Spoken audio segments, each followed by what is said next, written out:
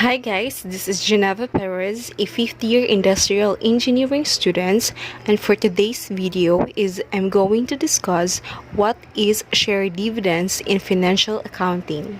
Share dividends.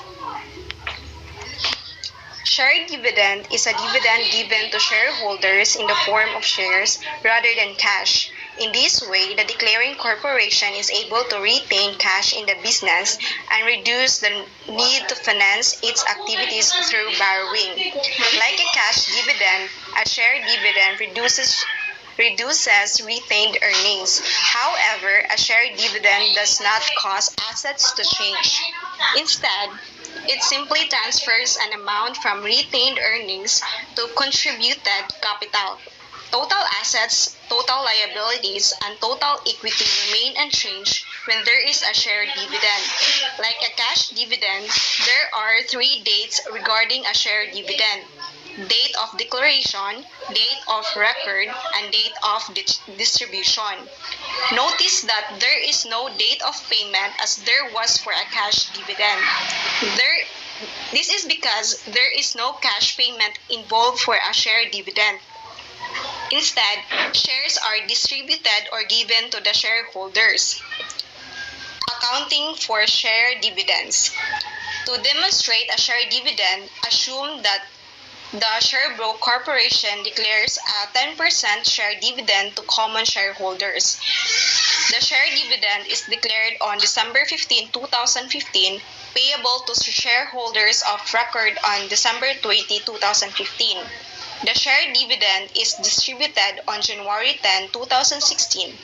At the time of the dividend declaration, the shares were trading on the stock exchange at $4 per share, and the equity of the corporation consisted of the following.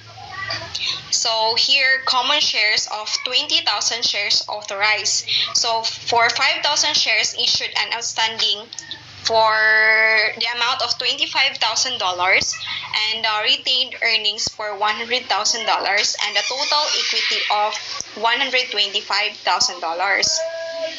So the 10% share dividend equals 500 shares. So we get the 500 shares calculated as 5,000 outstanding shares multiplied by 10% share dividend.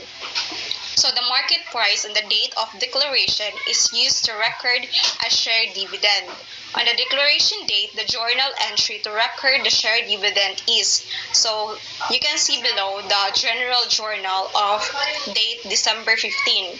So the account share dividends declared was debited of 2,000, and the common share dividends distributable is credited for 2,000. So therefore, to record declaration of share dividend, 5,000 shares is multiplied to 10% is equals to 500 shares. So 500 shares multiplied for $4 is equals to $2,000. Or, as you can see, the second general journal below for December 15, the account for retained earnings was debited for 2,000, and common share dividends distributable is credited for 2,000. So, the record declaration of share dividend, 5,000 shares is multiplied 10% is equals to 500 shares, and 500 shares is multiplied by $4 is equals to $2,000. So if as shown in the second entry above, so this one, retained earnings is debited instead of share dividends. A closing entry is not required for dividends during the closing process. Common share dividends distributable is an equity account, specifically a share capital account. On the share dividend distributed date, the following entry is recorded.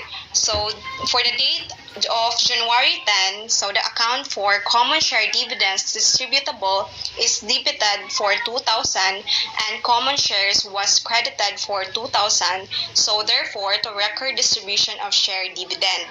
The effect of these entries is to transfer $2,000 for retained earnings to share capital.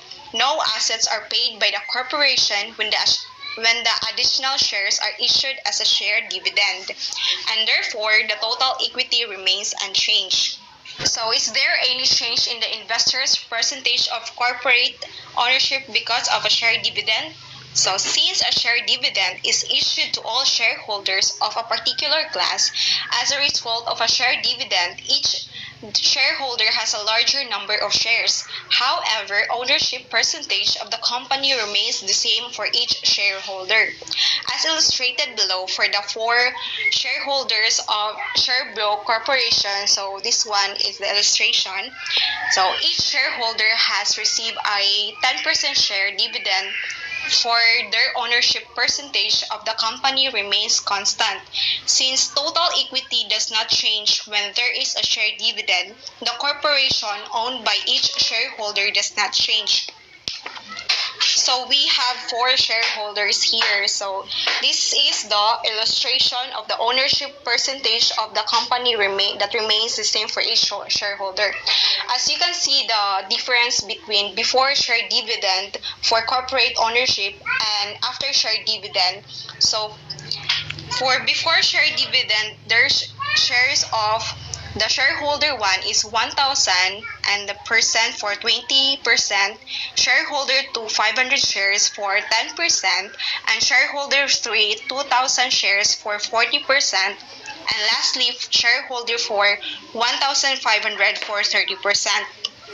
So the total for four shareholders before share dividend is 5,000 for 100%. While after share dividend for the four shareholders, the first shareholder shares is 1,100 for 20%, shareholder 2 for 550 shares for 10%, and shareholder 3 for 2,200 for 40%, and lastly shareholder 4 for 1,650 for 30%. The total of shares for shareholder is 5,500 for after share dividend for 100%. So as you can see the difference, so ni-increase siya. So that's all for share dividends in financial accounting. I hope this video will help you in researching what is share dividends in financial accounting.